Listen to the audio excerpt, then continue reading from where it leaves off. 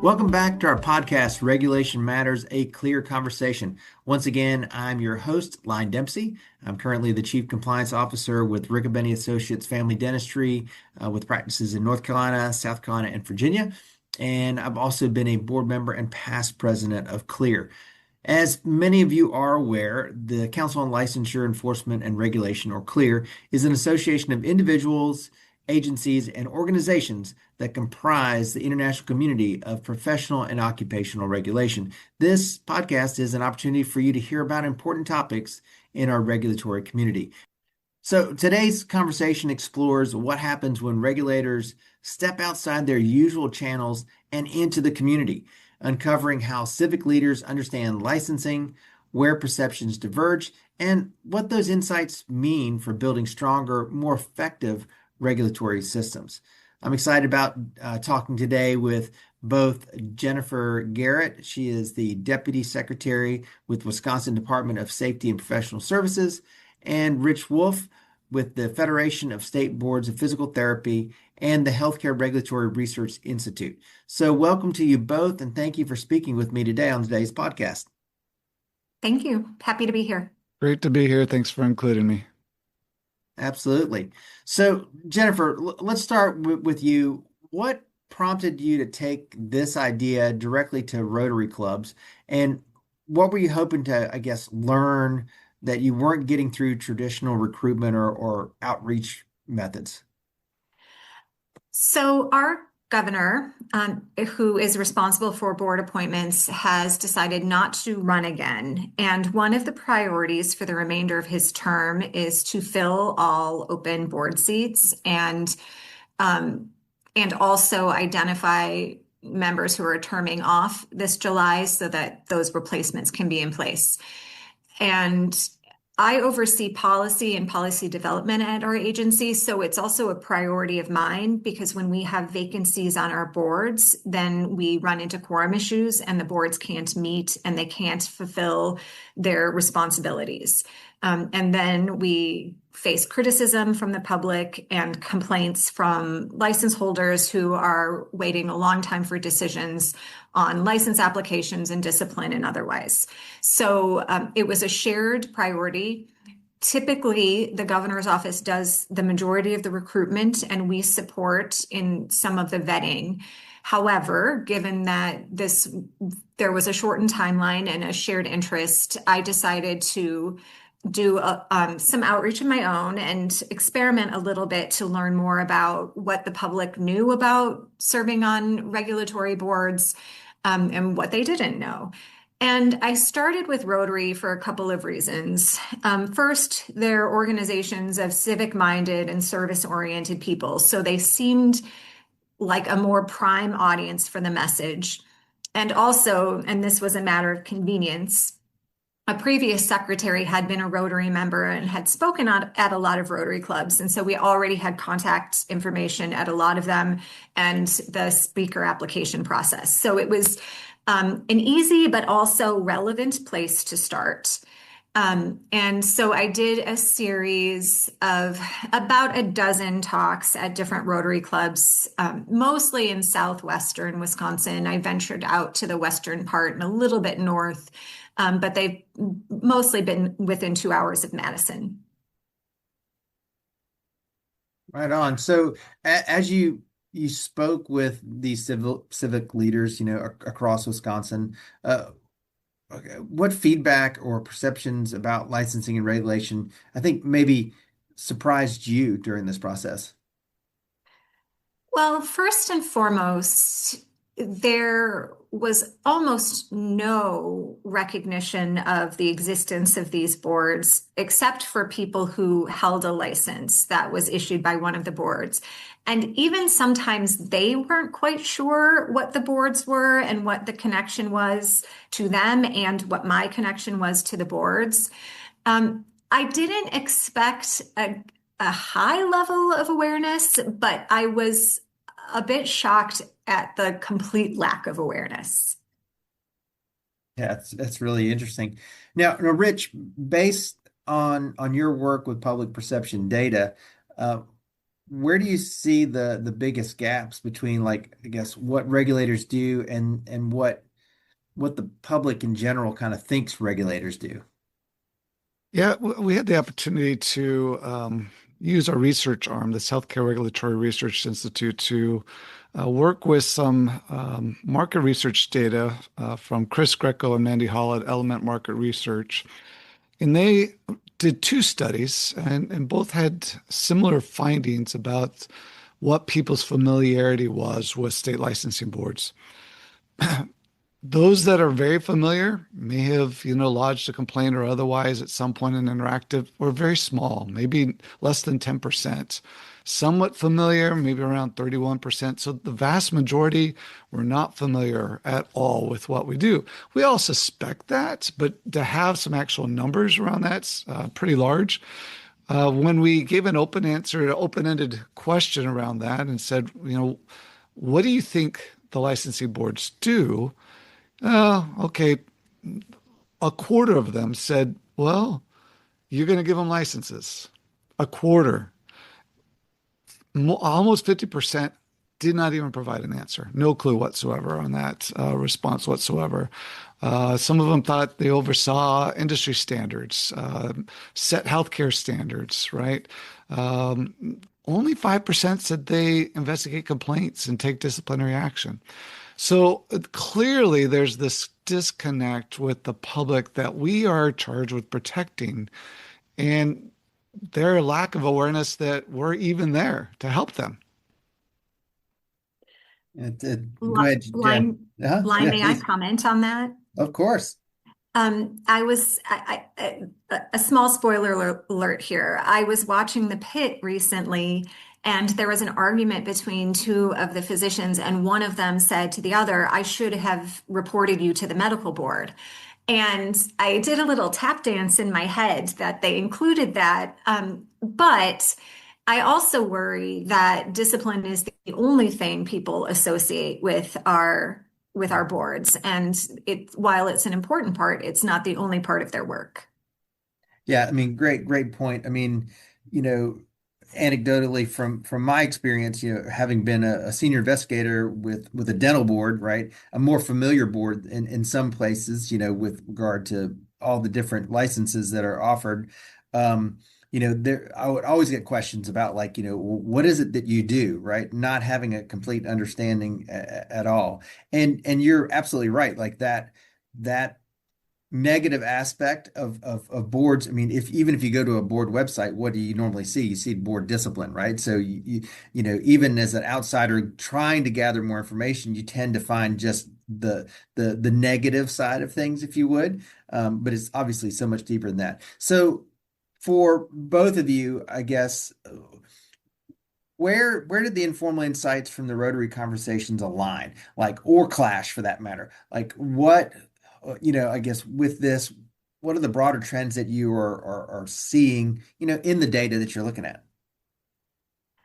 Well, Rich has the data, but I think my little experiment confirms that his data is pretty accurate, because that was my suspicion, generally, that most people don't know what the regulatory boards are, and my tour confirmed that. And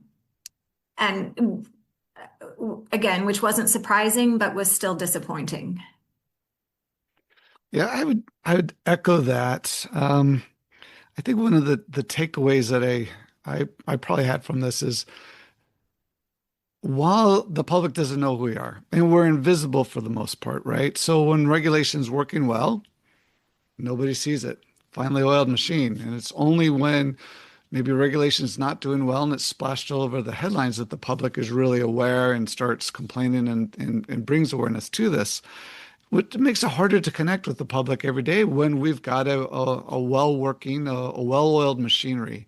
And so that's a challenge, right?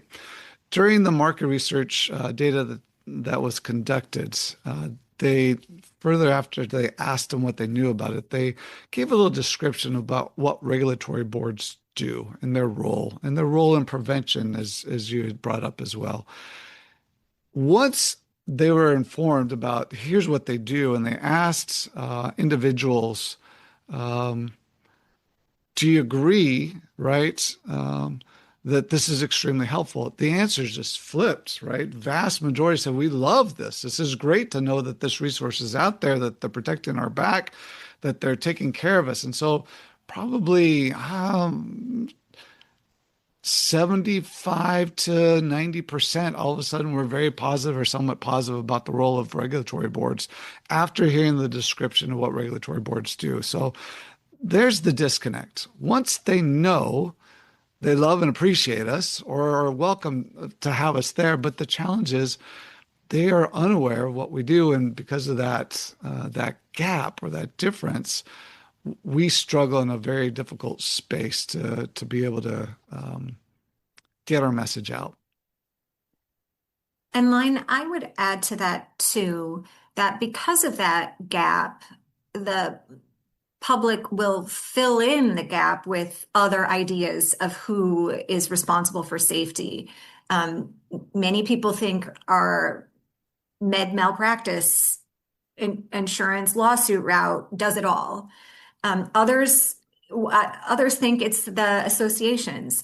And I actually almost got into an argument and had to stand down and just agree to disagree with one of the Rotary members or Rotarians who insisted that we didn't issue her father's medical license, that it was the State Medical Society.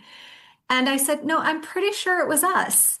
And she started to argue, and then I just let it go. But I thought, one, that was a stunning challenge, and two, she probably isn't the only one who makes that assumption.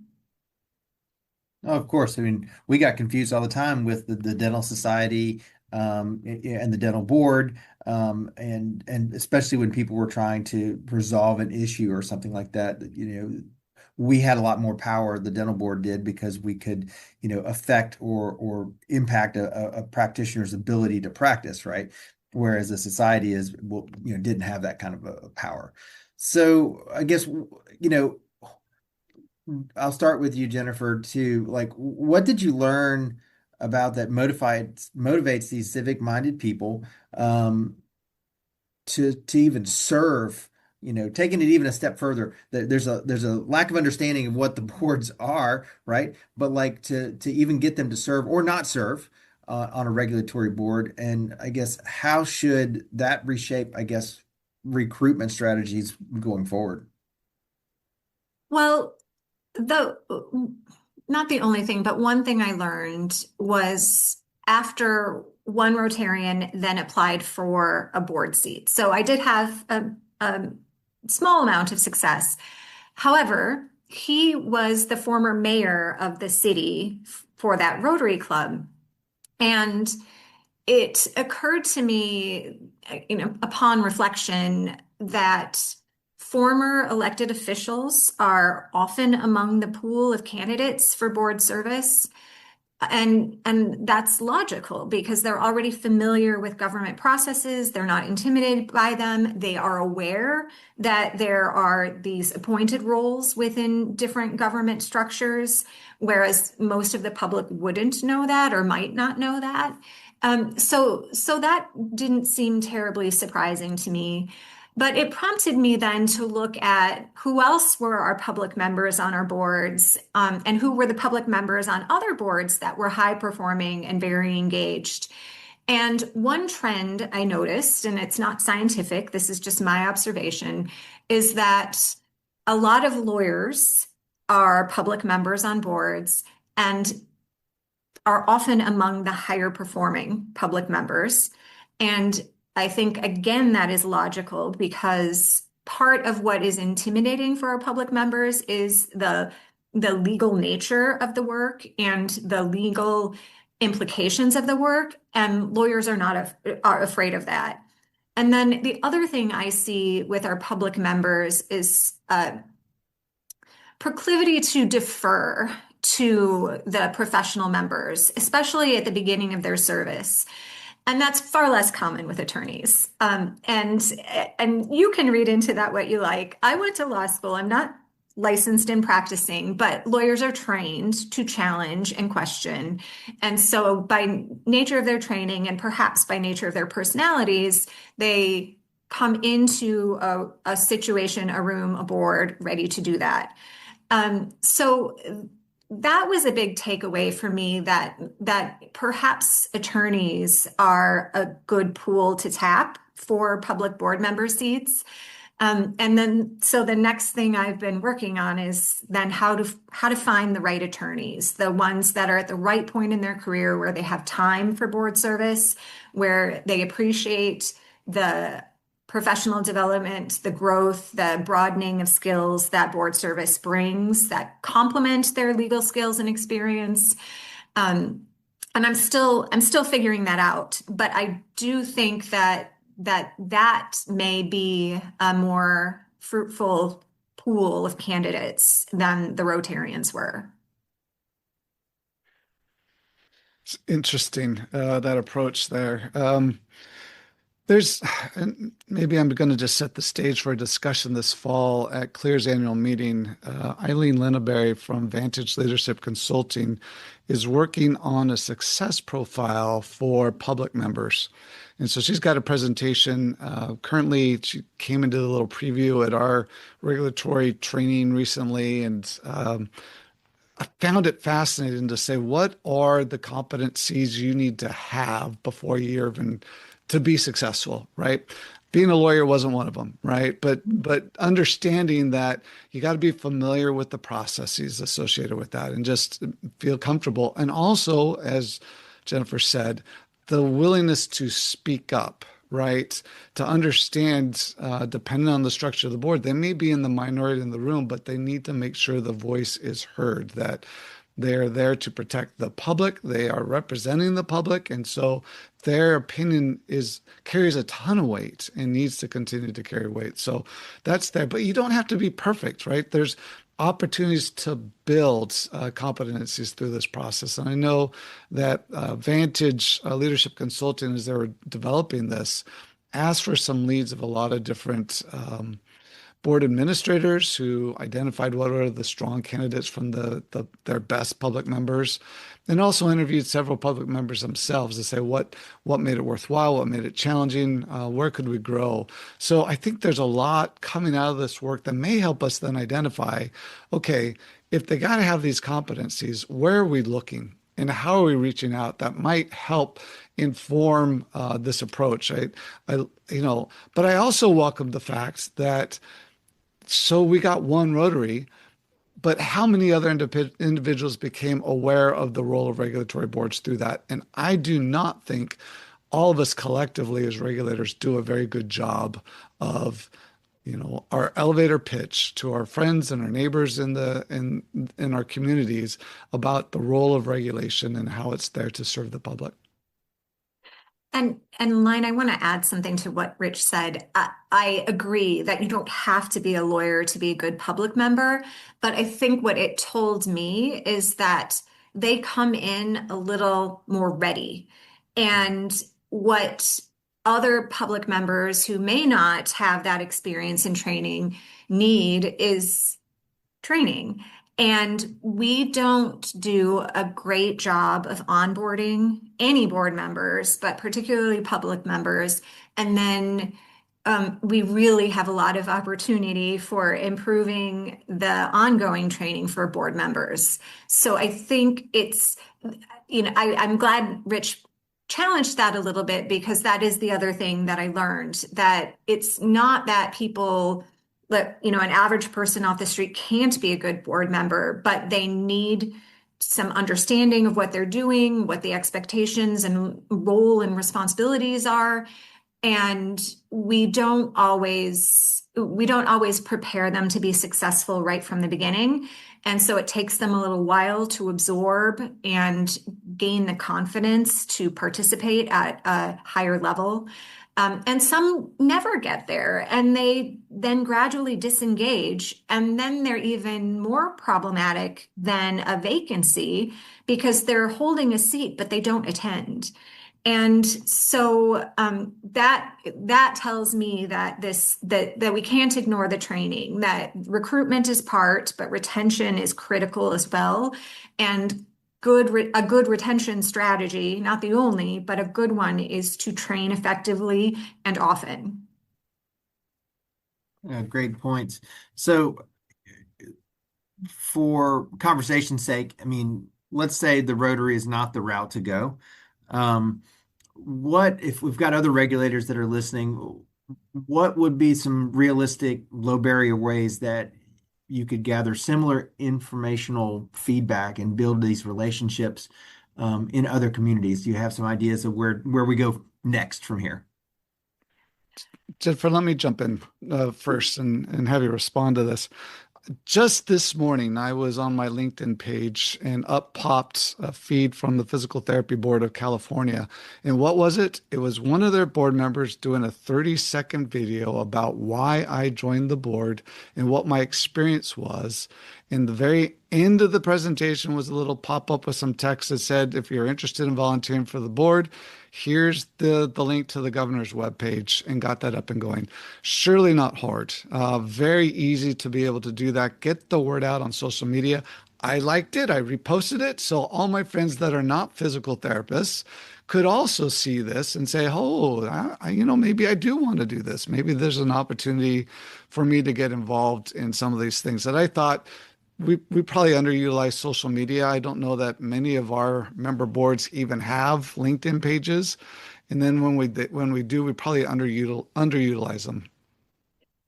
I agree completely with Rich. We at our agency have prioritized over the past couple of years our LinkedIn platform as opposed our LinkedIn account as opposed to Facebook and other social media accounts, and we do get quite a bit of traction there.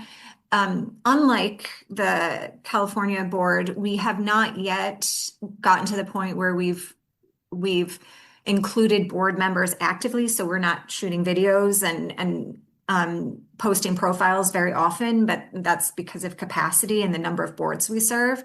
But I agree wholeheartedly that current board members are your best ambassadors. And we need, agencies like mine need to figure out the resources and capacities so that we can leverage those existing board members. And I did have a conversation when I was speaking about this, not at a Rotary Club, but at a meeting at the Capitol, and someone came up to me and said, "You don't have time to do this. Your board members should be doing this."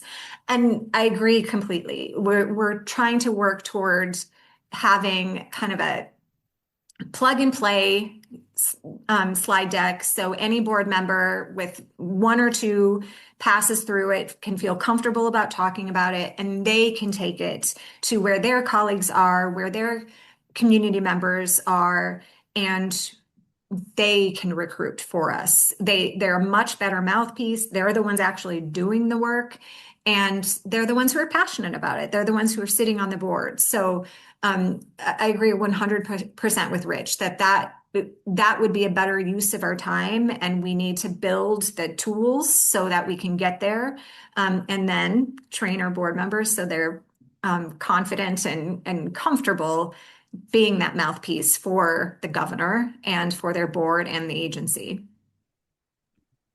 Well, that's good. Thank you.